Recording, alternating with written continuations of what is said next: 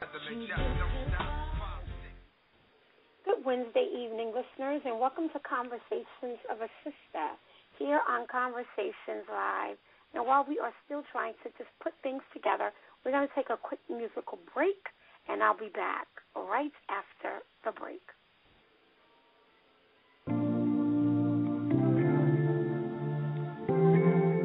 Thanks for tuning in tonight as I continue my weekly celebration of Women's History Month. Therefore, I want to, and I'm going to, jump right into my topic tonight on loving your bodies as it is, as they are. Now, this may not be too much of an issue with men. I don't know. But I know this is an ongoing battle amongst a lot of women, which is why a lot of women get their tummies sucked and tucked while undergoing different surgeries to improve their images and appearances. In October of last year, I believe it was my fourth show, I discussed self-absorbed individuals.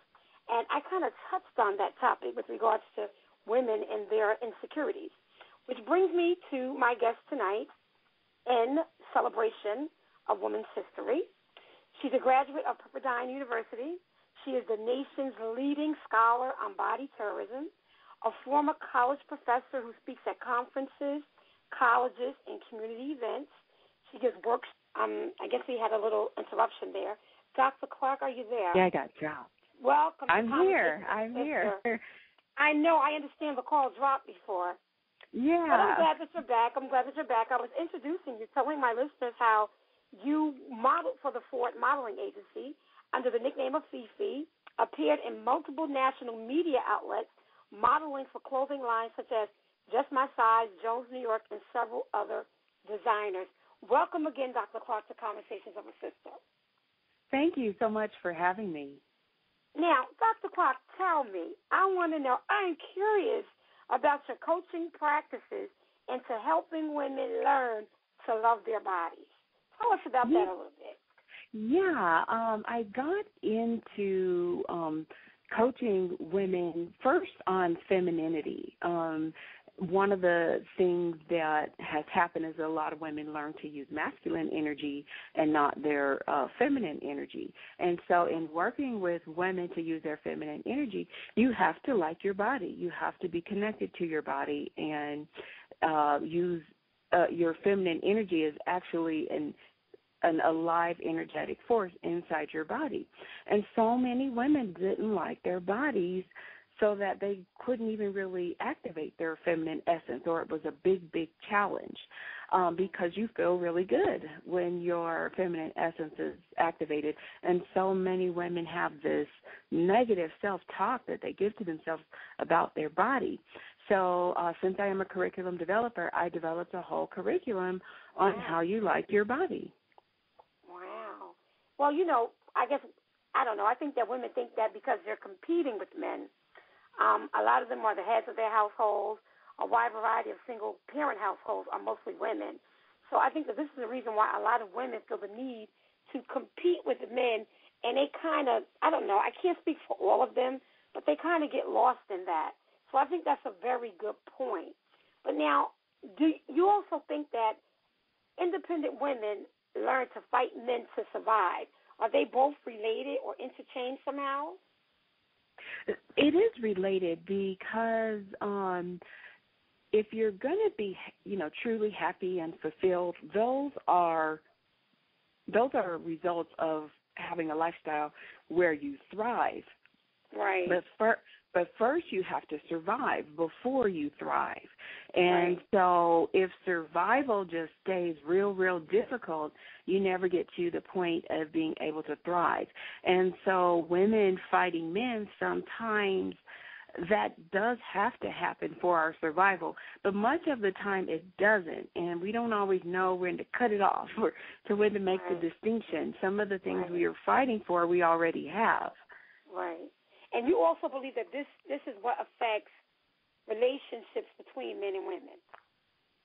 Yes. Because it can be a challenge, Yeah. I have another curriculum actually on the 10 Commandments for Gender Peace, ending the war of the sexes. And so that's where I talk about that, that you can end the war of the sexes. And, yes, both sides have to want peace in order to have it. But the biggest thing that a lot of women don't understand is a lot of the fighting is because you're using masculine energy. So your man has masculine energy, and so do you. And masculinity is hardwired to compete with masculinity. But when you switch to your feminine energy, masculinity is hardwired to provide and protect femininity. And a lot of women don't ever feel safe with a man. They don't really truly feel like they can let their guard down enough to truly know that they're in good hands, because there's been such negative, relations and negative tension. But all that goes away when you come from your feminine essence. Wow, that's really interesting. Yeah. Because I think that this is the issue with a lot of women, even in the workplace, and I think that they carry that guard up even outside, even in their personal lives, in their personal relationships. That's very, very interesting. That's very interesting, and it's also very true. And doesn't it have a lot to do also with our roles? Because we should know our roles, period. Well, I like to not, pass judgment on that. If you look at our history, women have been treated poorly under patriarchy, historically. Yes. So there are very good reasons why women fight and why women file for divorce or choose to be single. So I don't think it's all, related to not knowing your role, but I do think, if you're not in that situation, you're not being attacked, and you have a man in your life that would be good for you, or even if you don't and you want to have that, then yes, you do need to come from your feminine essence. And I don't like to call it, your role, because that sounds like there's all these prescribed duties. But really, when you come from your feminine essence, it's a life force, and you just act true to that life force, and then you attract men, or the man in your life will respond to the behavior that you're giving off, and it just changes the dynamic. You actually don't have to do all that stuff. You don't have to, cook and clean and be pretty and, all the stuff that patriarchy said in the past. Right. You just live from a feminine essence is a receiving energy. And there's also what we call high status behavior. There's low status behavior that a lot of women exhibit, and then there's high status behavior, and men are naturally hardwired to provide and protect for the high status behavior. And so liking your body is a high status behavior, just having confidence and believing in yourself. Confidence, con means with, and then the next root word, the FID part is rooted in fidelity or faith. So you rock with faith, confidence. That. Wow, I like that. Yeah. Very, very true. So now, Dr. Clark, tell us the 10 commandments for loving your body as is. Okay. I based the commandments on the actual commandments. So I took the real 10 commandments and the concept that goes with it, and I adapted it to how you would relate to your body if you really did understand those concepts and apply them to yourself.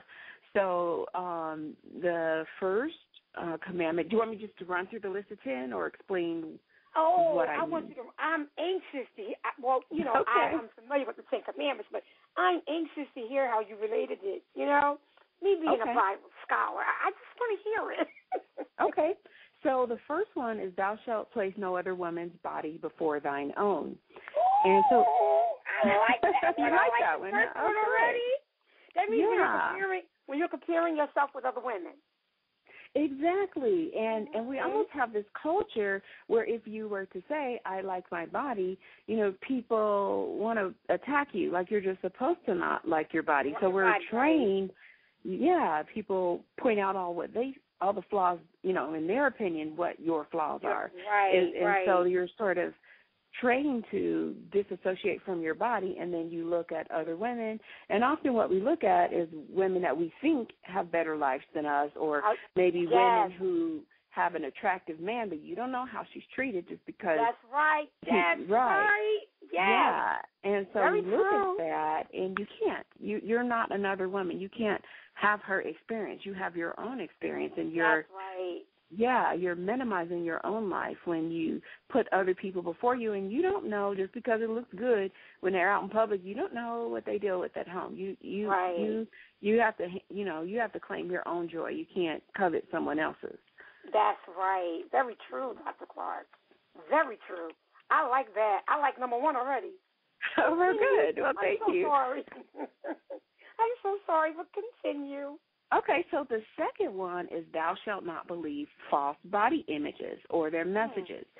And so the believing false images sometimes comes, I would say most of the time, it comes from the media, looking at models or looking at, women have a baby and in 2 days their body's back perfect. They've done something. That's not a normal, natural transition. And so you have to understand the difference between women who use their beauty in service to survive versus just, the average woman who just wants to have a good life and thrive. When you place your looks in service, as models do, then it's sort of, you do use a lot of unnatural things to achieve a look that's consistent with your contract. And the average woman can't judge herself by that. In my own case, when I was modeling, I would spend up to 3 hours in makeup and hair with an artist, making me up. And then you go take pictures under lighting that was done by a professional person that does lighting. You get pictures taken by someone who specializes in taking pictures. You get dressed by someone who's a designer who specializes in making clothes look perfect. So you can't judge yourself by that. That is art. That's kind of it's like an art project for them. It's not a real life woman, but that's what we judge by. And even if when you look at those women that look like art, like, for example, Halle Berry, she's stunning, but her life is not perfect. Right. So you can't believe that false message that a perfect body or perfect look or perfect beauty or being thin is how you get a perfect life and how all your dreams come true. It's not. Right. That's true. That's very true. And she's really been scrutinized lately in the media. And that's the first thing people say. Beauty doesn't mean perfectness. They're like, look at the issues that she has with men, and she can't keep a man. And, when I hear things like that, I'm like, wow. So, now they're not even looking at her like she's human, when in all actuality she is human. And that's only proof that she is human. And also, even making those comments, she can't keep a man. She does have a boyfriend now. And her husband that she divorced him for very good reasons. So why would you want to keep a man like that? And so even just kind of coming at women like that, oh, well, you're beautiful, but here's what's wrong with you. That's a sickness in our culture. Like, we can't let people just claim their own joy and be happy for them. And what business is it of ours? And why is keeping a man the standard of joy when it was very public that one of the men in her background beat her? Her husbands were very promiscuous, and unfortunately her business is on the media. But why would you want to keep that? I know. Why would you? And I think that people's mentality is, wow, look, she's beautiful, but a man still cheated on her. Who could cheat on Halle Berry? Who could do that? And I'm like, well, apparently someone did. I mean, hey, nobody's perfect. That's how I saw it. I mean, Dr. Clark, that's very, very interesting, but it's very, very true. Very true. Yeah, and you know what a man chooses to do with his body is not controlled by a woman. That's not a reflection of you and your joy. You can, you have your life, and you can share it with a man that values you or not. That has nothing to do with your relationship to your own body. Wow. So I really think that your 10 commandments of loving your body is really mind-blowing because you take it in several areas, but I think that they are definitely concrete to a lot of things that are going on today. Do you believe, or do you, I know that one of your things is that, you just spoke on it, how people become attractive in one day, and it's just not realistic, no matter what your age, your shape, or your size. But you do know that there are some women out here who thrive for that. They actually think that. Can I work to make that happen? Can I challenge you on that one? Go ahead. There are two types of attraction, and a lot of women never learn this, and this directly relates to why we have a bad relationship with our body sometimes, or why our relationships with men struggle sometimes. There's sexual attraction, and then there's a type of attraction that stimulates a man's provider-protector instinct, and again, that comes from your feminine energy. And you absolutely can learn to activate your feminine energy in one day, and you will be attractive that day. You will. I work with clients, and they even have to call and have a special session because they're saying, I'm attracting too many men. This has never happened to me. I don't know what to do. What do you do when, 3 men ask you out for the same Saturday? And these women, they're 50s, 60s, they're not the young, hot woman in the club, and they didn't do a makeover. They just activated their feminine energy. Wow, so that's the secret. Yeah, and you attract men when you have your feminine essence active. You attract men with a masculine essence, and that's who will treat you well. When you stimulate his provider-protector instinct, he really wants you to be happy, and he's willing to work to make you happy. It's not all that conflict, these really bad relationships that I see happening. Part of the reason why I started doing this work is because my background is actually in mathematics. I write math books, and I do a lot with making people understand algebra. Wow. And so, and I have a little bit of background in science as well. And so I started studying the math and science of how to be happy. And for women, it's in your body. You have to connect to your body, and certain hormones get stimulated by certain behaviors, and we're taught to disconnect from that and be sex objects, essentially. We're taught just take care of the outside, and that feminine essence is inside, and you have to